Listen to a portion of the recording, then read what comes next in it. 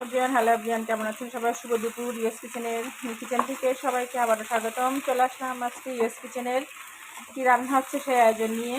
তো এটা কি হচ্ছে বলুন তো? এটা হচ্ছে ঢ্যাঁড়স চিংড়ি, একটা মাখা ঝোল করব।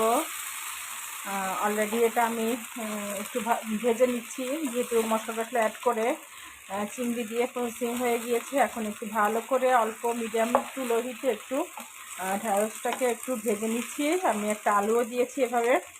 তো যাই হোক, এটা হচ্ছে। আর এখানে কি আছে, এখানে দেখুন, আমার ইয়াটা গরম হয়ে গিয়েছে।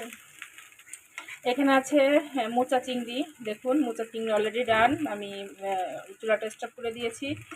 তো মোচা চিংড়ি রান্না করে ফেলেছি। আর এখানে হচ্ছে একটা মাছ, সামুদ্রিক মাছ। আমি নাম আসলে এভাবে জানি না, তো খেতে খুবই মজা এই মাছটা।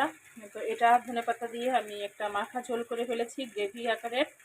তো এই তো আজকে আমার ইউএস কিচেনের রান্না। কেমন হলো সবাই জানাবেন। ওকে, আল্লাহ হাফেজ, ভালো থাকবেন সবাই।